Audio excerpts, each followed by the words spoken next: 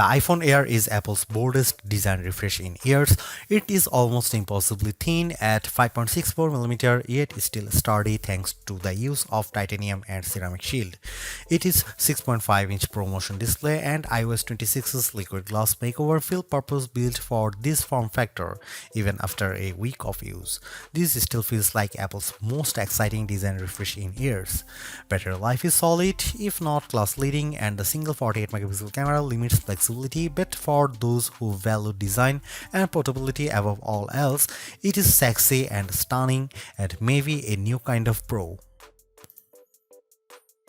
The iPhone Air is, to a degree, exactly what we were expecting. Apple's thinnest iPhone ever, measuring just 5.64mm. It feels light, balanced, and durable thanks to a grade 5 titanium frame and ceramic shield glass. In the hand, it is sleek and refined. I have been using my sky blue unit for a week now and it is still turning heads. The 6.5-inch Super Retina XDR OLED display is excellent. It is an always-on display that supports ProMotion, HDR, and brightness up to 3000 nits. It is slightly bigger than the iPhone 17's screen, which gives apps, text, and videos more room to breathe, and it looks great whether I'm scrolling TikTok, watching HDR videos, or just browsing outside on a sunny day. iOS 26 feels tailor-made for the Air with its new liquid glass design that looks striking and complements the physical build. Messages now support custom backgrounds, typing indicators, and polls, while the phone app and visual intelligence get useful upgrades. And while Siri's full AI overhaul isn't here yet, Apple Intelligence features are starting to appear. The biggest trade-off comes with the camera setup. There is just a single 48-megapixel camera lens on the rear of the phone. It produces sharp, natural-looking photos and impressive portraits, but you will miss the flexibility of a telephoto or ultra-wide if you are used to them. The selfie camera is excellent too. The Apple's center stage smarts for automatic, wide, and ultra-wide framing, and dual capture is genuinely fun. Performance from the A19 Pro is snappy and smooth, and it capably handled everything I threw at it, though the phone doesn't get warm during fast charging or heavy gaming. Battery life is decent but not class-leading enough for a workday, usually 6 to 8 hours of use, with my best stretch hitting around 10 hours away from the charger. Power users may want to invest in the $99 MagSafe Battery Pack, which matches the phone's slim profile and adds about 65% more life, but it is an added cost. The iPhone Air isn't the best iPhone for photography or endurance, but as a design statement, it's a gem. It feels like the most exciting iPhone Apple has released in years, and while it costs more than the iPhone 17 with fewer cameras and shorter battery life, it delivers value in other key areas. Apple unveiled the iPhone Air at its September 9, 2025 awe-dropping event alongside the iPhone 17, iPhone 17 Pro, iPhone 17 Pro Max, AirPods Pro 3, and 3 new Apple Watches. The Air, though, stands out with its entirely new design and is a whole new category of iPhone. It starts at $999 for 256 GB of storage, or you can bump that up to the 512 GB for $1,199 or 1 TB for $1,399. The iPhone Air is an eSIM only device worldwide and comes in 4 colors: sky blue, light gold, cloud white, and space black. I've been testing a 1 TB iPhone Air in sky blue. Apple will officially launch the iPhone Air on September 19, 2025, but it's up for pre-order now from the company's online store, authorized retailers, and carriers. If you are following the Apple rumor cycle, we were all expecting an ultra-thin iPhone to be released, one that would potentially go thinner than the iPhone 6 or 6 Plus, be more stunning than the iPhone X, and offer a truly refreshed look and feel for the iPhone. The launch event's awe-dropping tagline set the bar high, and the iPhone Air cleared it with room to spare. It's not the first ultra-thin phone. The Galaxy S25 Edge measures in at 5.8mm, but it still feels as stunning, sleek, and sexy in my hand right now after living with it for a week as it did during my brief hands-on session following the launch event. It feels as exciting as the iPhone X in that it might give us the playbook for the modern iPhone going forward, or at least show us one half of the purportedly incoming foldable iPhone. The photos released by Apple and even those shot by me for this review only do it partial justice. The iPhone Air is the best representation yet of Apple's vision for an iPhone that's just glass. It weighs in at just 5.82 ounces or 165 grams, fully justifying the Air moniker. Much like the iPhone 17 or even Pro Max, it feels balanced, not too top heavy, not too bottom heavy. It's Goldilocks ergonomics. I don't know if I'd quite call it eye-dropping, but the thinness is the part that gets people excited. At its thinnest, the iPhone Air is 5.64mm or 0.22 inches, and the plateau only jutes out of a bit more. I was instantly wowed, and over the course of a week, I have really become accustomed to this look and feel for an iPhone. While conducting some testing over the week, I showed it to my brother and sister-in-law, who were both visibly impressed when holding it. They asked about durability and were a little stunned at the overall feel. Then came the questions about battery life and the camera, both of which I will address below, and whether the USB-C port was thinner. On that last point, it is still a regular USB-C port, but to fit it in this frame and get in this small, Apple's design team started by 3D printing a custom one. And given how thin this phone had to be, Apple went back to grade 5 titanium for the shell and sides of the device. To further enhance the looks, it has a polished finish. My sky blue review handset is different from the MacBook Air and iPad Air colors of the same name. It is a bit lighter and pastel-like. I really like it, and the Air also comes in light gold, space black and cloud white. While the innermost layer of the iPhone Air sandwich is made of that strong titanium, which can bend slightly under pressure but is designed to spring back, it's topped and bottomed with glass and glass ceramic, specifically Ceramic Shield 2 on the front and the Ceramic Shield on the back. The rear, like the iPhone 17, is mostly frosted matte glass, while the top bump gets the glossy finish. Apple says the Air is 3 times more scratch resistant on the front, so I've still been careful sliding this in and out of my front or rear jeans pockets, and the back is 4 times more crack resistant. It also has the same IP68 rating for resistance to dust and water as the iPhone 17, 17 Pro and 17 Pro Max. It survived a light drizzle shortly after I unboxed it in Apple Park. The weather's been wet in my home state of Jersey, and the Air has shown no issues on being used in rain or surviving a dunk test. Even given the extreme thinness here, you still get the usual buttons you would expect on an iPhone. Camera control has been redesigned to live on the right hand side, and it's slightly thinner but about the same length as on other iPhones. The power or sleep button sits slightly higher on this side, with the action button, volume up and volume down on the left. The main mono speaker lives at the top of some microphones, and there are 2 other microphones either side of the USB-C port on the bottom. This design does, as mentioned, only leave room for a single camera and likely a smaller battery inside, but Apple has also dropped the SIM card slot worldwide and opted for eSIM to save some space. The iPhone Air is stunning, attracts a lot of admiring glances, and feels like biggest refresh in iPhone design we have seen in a while. Yes, it's the same key parts, just compressed, but in use it feels like the perfect showcase for iOS 26. If you are after Apple's best design this year, I think it is clearly the iPhone Air. For $999 US, it would be a little mean for Apple not to include promotion or always-on functionality here, and the iPhone Air supports both. As a whole, the screen is basically in line with those on the iPhone 17, 17 Pro or 17 Pro Max. The front of the iPhone Air is nearly all glass except for a thin black bezel that turns into the sloped polished side. It's a 6.5-inch Super Retina XDR OLED display with a resolution of 2376 by 1260, which works out to 460 pixels per inch.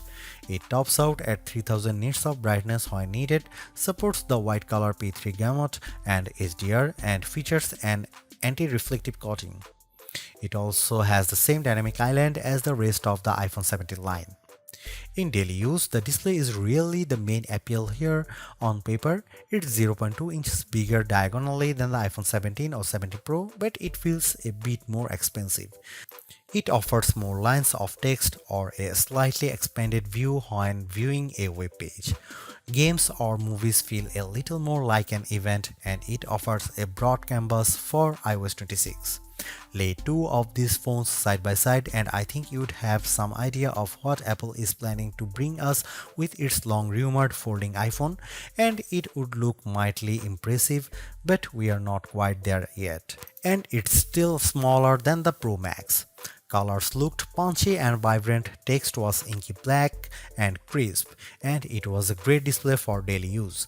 I found that it got bright enough to battle the bright sunshine of California, the late summer sunshine of New Jersey and New York, as well as bright artificial lighting. I liked scrolling TikTok and Instagram Reels or watching a video on it, mainly thanks to the super smooth Pro Motion display. And iOS 26 with its liquid glass makeover looks fantastic here. I have a feeling that the design team at Apple knew the Air was on the roadmap when designing the liquid glass.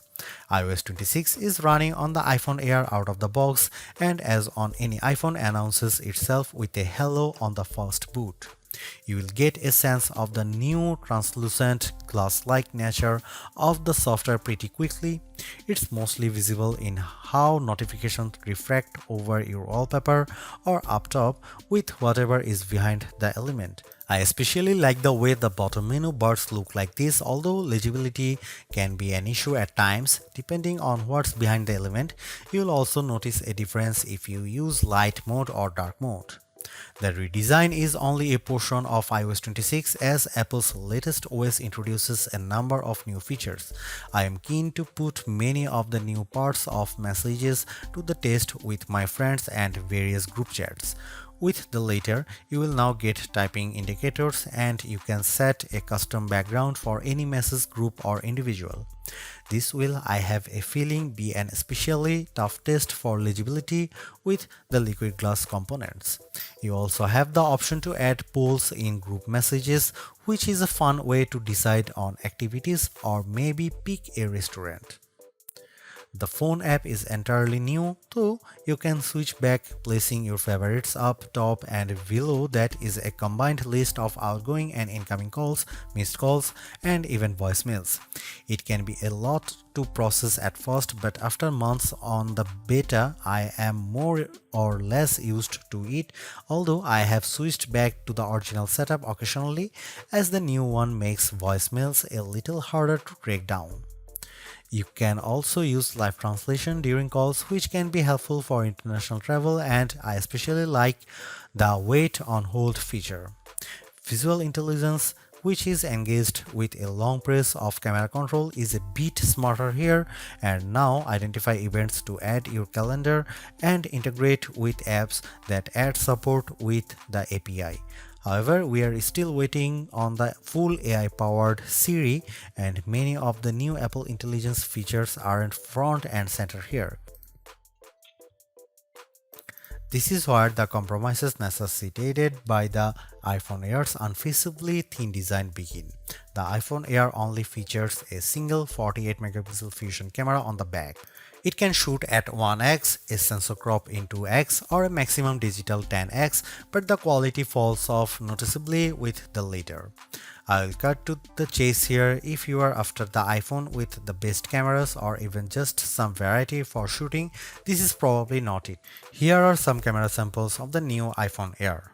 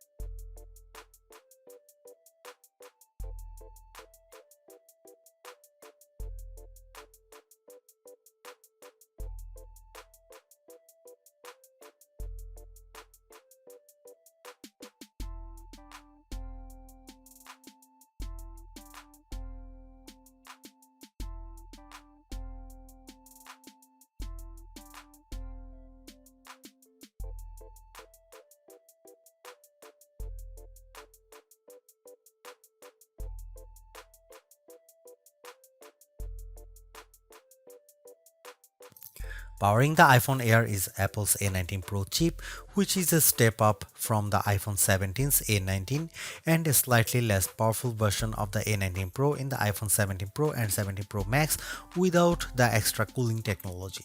The A19 Pro here is a 6-core CPU with 2 performance and 4 efficiency cores, a 5-core GPU and a 16-core neural engine. It's goodly faster than the A18 Pro or A18 found in the iPhone 16 Pro Max or 16, especially with various elements of iOS 26 including specializing a wallpaper and in everyday use. Compared to the standard iPhone 17, I would say performance is about neck and neck. The A19 Pro is arguably being used here to help regulate performance temperature. I did notice the iPhone Air heating up during the first few days while it was still indexing and charging, especially from 0% to about 50% before cooling as it slowed near 80%. It also warms up when multitasking with demanding apps at times. For example, if I am on a call and launch a game like Asphalt 9, the area around the camera housing on the rear can get noticeably warm, though it cools quickly as performance regulates. The heat doesn't spread below the Apple logo, and a case like Apple's bumper or clear option helps keep it from your fingertips.